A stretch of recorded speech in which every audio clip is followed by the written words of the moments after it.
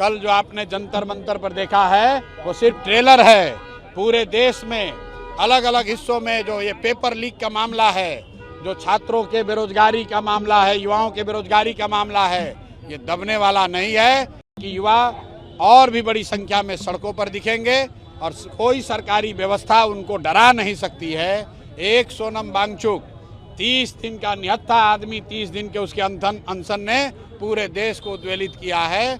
जब अनशन और प्रोटेस्ट कल शुरू हुआ तो गुस्सा लोगों का धर्मेंद्र प्रधान के प्रति था, लेकिन शाम होते होते जिस तरह की बर्बरता पुलिस ने दिखाई वो सारा गुस्सा सरकार और मोदी जी के खिलाफ हो गया। राजनीतिक लड़ाई जो है वो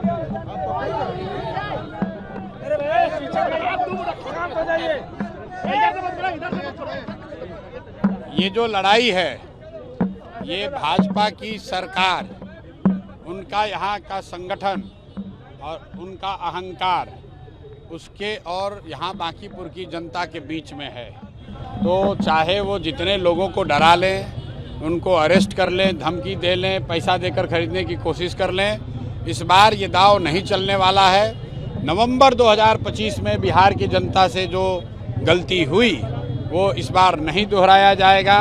बांकीपुर की प्रबुद्ध जनता पूरी तरीके से कमिटेड है कि हर हालत में 30 तारीख को जो वोट पड़ेगा वो 3 वजहों से हम लोग बता रहे हैं कि 3 वजह से बांकीपुर में जनता भाजपा को हराने जा रही है। पहला, बिहार का करीब करीब हर मतदाता, हर नागरिक चाहता है कि भाजपा के नेतृत्व को ये क्लियर संदेश भेजा जाए कि सम्राट चौधरी का नेतृत्व मुख्यमंत्री के तौर पर बिहार को स्वीकार्य नहीं है।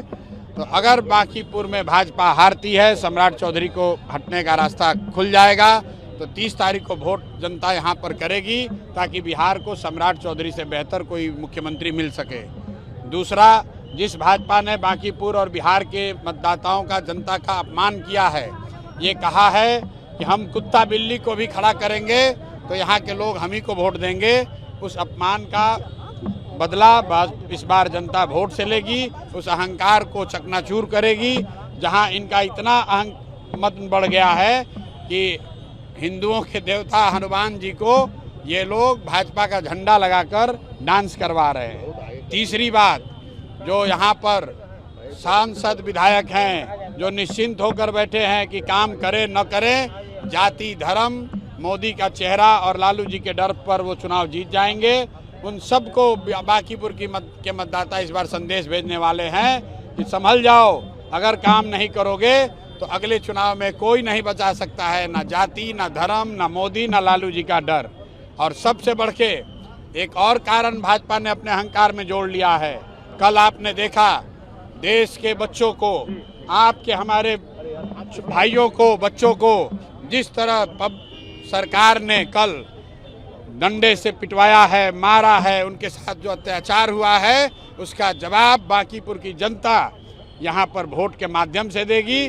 भाजपा को बताएगी कि ये लोकतंत्र है, किसी का एकाधिकार नहीं है। और अगर छात्रों के साथ, युवाओं के साथ नाइंसाफ़ी होगी, पेपर लीक होता रहेगा, लोग बेरोजगार रहेंगे, तो मोदी जी को कल संसद भवन से पिछले गेट से निकलना पड़ा है। ये लोगों की ताकत है। तो जब मोदी जी को पिछले गेट से निकलना पड़ा तो ये बिहार में जो छुट भैया नेता लोग जनता को या जनसुराज से जुड़े हुए लोगों को डराने की कोशिश कर रहे हैं, वो संभल जाएं।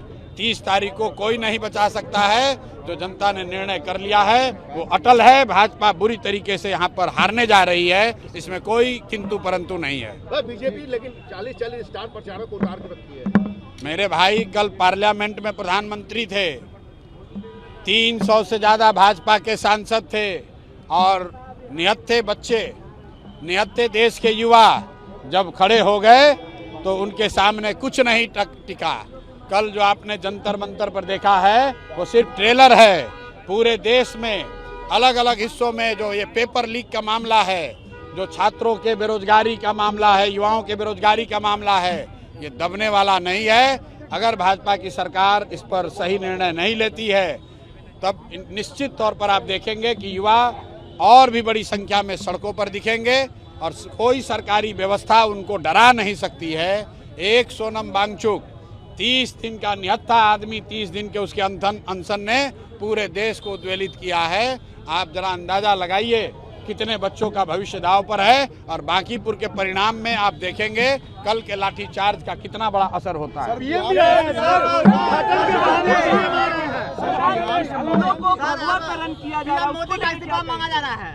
मोदी का इस्तीफा मांगा जा रहा है जंतर मंतर पे। भाई आप बच्चों को मरवाइएगा तो जिन बच्चों ने और उनके माता पिता ने मोदी जी को वोट देकर प्रधानमंत्री बनाया है, निश्चित तौर पर वो इस्तीफा मांगेंगे।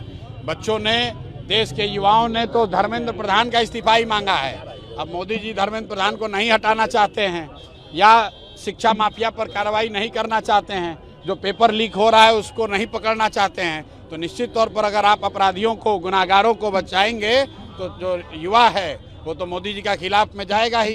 कल किसी पत्रकार ने अच्छा कहा कि जब अनशन और प्रोटेस्ट कल शुरू हुआ तो गुस्सा लोगों का धर्मेंद्र प्रधान के प्रति था, लेकिन शाम होते होते जिस तरह की बर्बरता पुलिस ने दिखाई वो सारा गुस्सा सरकार और मोदी जी के खिलाफ हो गया।